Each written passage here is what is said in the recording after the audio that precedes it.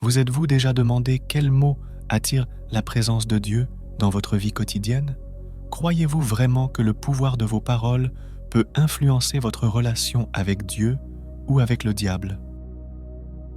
Aujourd'hui, vous découvrirez comment vos paroles peuvent être le moyen de bénédiction ou de malédiction, et comment Dieu lui-même se manifeste à travers elles.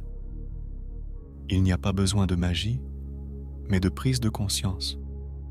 Le Saint-Esprit attend de répondre aux paroles justes.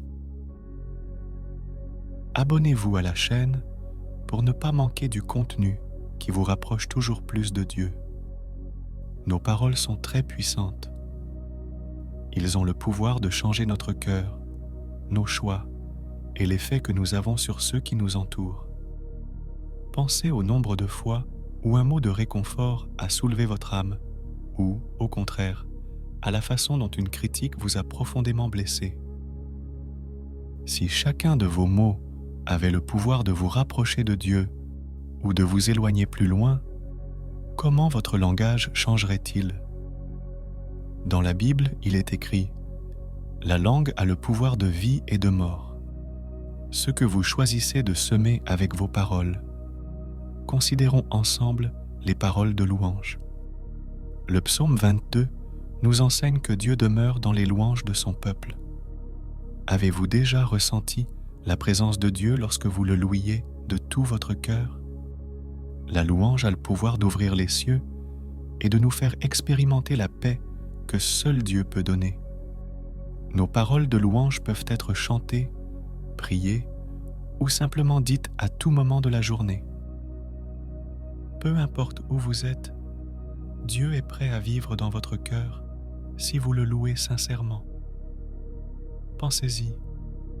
À quoi ressemblerait votre vie si vous faisiez des compliments une partie constante de votre routine? Partagez-vous dans les commentaires votre façon de louer Dieu chaque jour. Un autre type de paroles puissantes sont celles de confession et de repentance. Confesser nos péchés n'est pas seulement un acte d'humilité, mais ouvre la porte à la grâce de Dieu. Comme l'écrit Jean, si nous confessons nos péchés, il est fidèle et juste pour nous les pardonner et nous purifier. La confession libère non seulement le cœur, mais permet au Saint-Esprit d'agir profondément en nous, transformant nos faiblesses en force. N'oubliez pas l'histoire du roi David, qui, après son péché, a demandé à Dieu un cœur pur, et Dieu a répondu par un renouveau intérieur. Avez-vous déjà sincèrement confessé vos erreurs à Dieu? Comment vous êtes-vous senti après? Et puis, il y a la gratitude, une autre parole que le Saint-Esprit aime entendre. Dans chaque situation, rendons grâce, car telle est la volonté de Dieu pour nous. Être reconnaissant même dans les moments difficiles est un témoignage de foi et de confiance. Comme il est écrit dans Thessaloniciens, rendre grâce en toutes choses est un commandement divin. Imaginez à quel point vous pourriez être plus heureux et en paix si vous choisissiez de remercier Dieu, quelle que soit votre situation. Avez-vous déjà pensé à la façon dont la gratitude peut changer votre façon de voir les choses?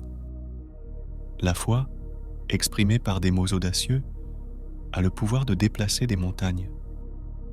Jésus nous a dit « Celui qui dit à cette montagne « Éloigne-toi de là » et qui ne doute pas dans son cœur, verra cela arriver. » Cette foi se manifeste à travers ce que nous disons, et nos paroles de foi peuvent changer non seulement nos vies, mais aussi celles de ceux qui nous écoutent.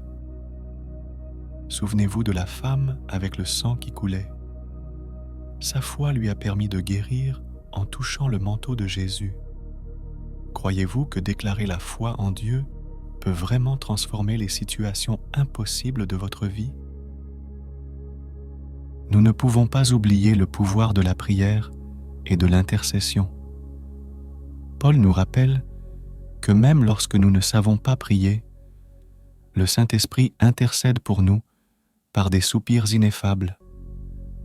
Cela signifie que la prière ne consiste pas seulement à parler, mais à se connecter profondément à Dieu, en laissant le Saint-Esprit guider chaque parole. Un exemple est Moïse, qui a prié avec ferveur pour Israël, les sauvant de la destruction. Combien de temps consacrez-vous à la prière? Avez-vous déjà constaté des changements après avoir prié pour quelqu'un?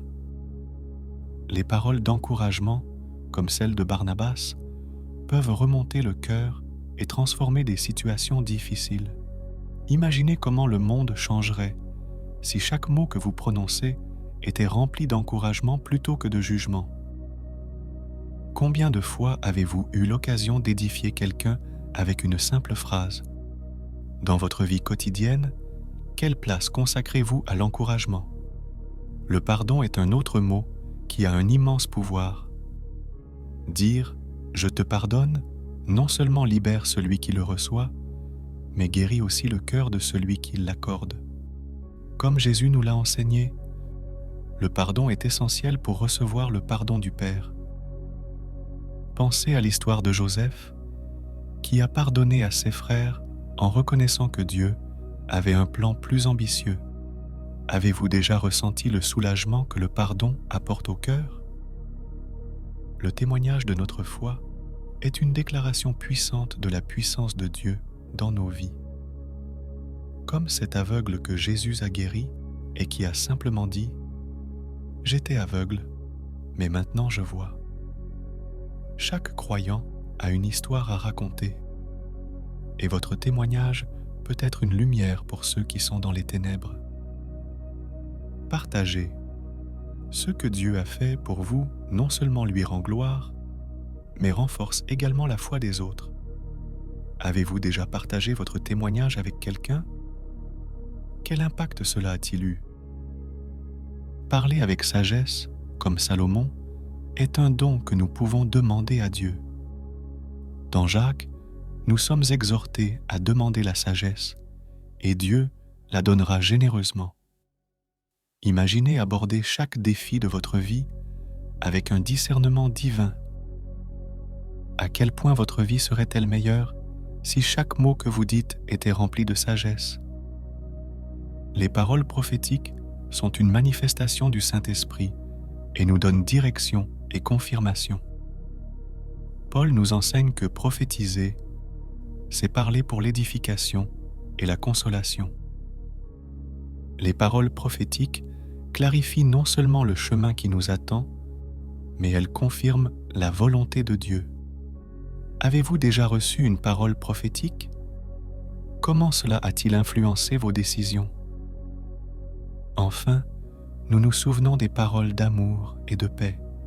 Jésus nous a laissé sa paix, une paix qui dépasse toute intelligence.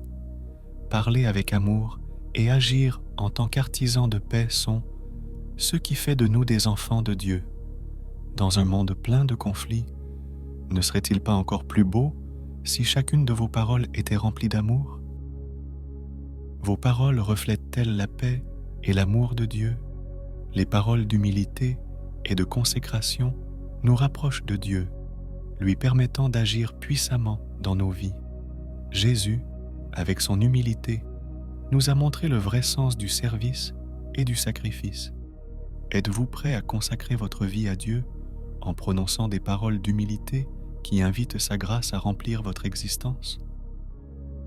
Toutes ces paroles, louange, confession, gratitude, foi, prière, encouragement, pardon, témoignage, sagesse, prophétie, amour, paix, humilité et consécration sont des outils spirituels qui ouvrent la porte à l'Esprit Saint. Lequel de ces mots aimeriez-vous inclure plus souvent dans votre vie? Choisissez de marcher avec Dieu en laissant vos paroles refléter sa volonté. Partagez dans les commentaires les mots qui, selon vous, ont eu le plus d'impact sur votre vie. Partagez ce message avec ceux qui ont besoin d'être édifiés par les paroles de Dieu et rappelez-vous, vos paroles peuvent transformer le monde qui vous entoure.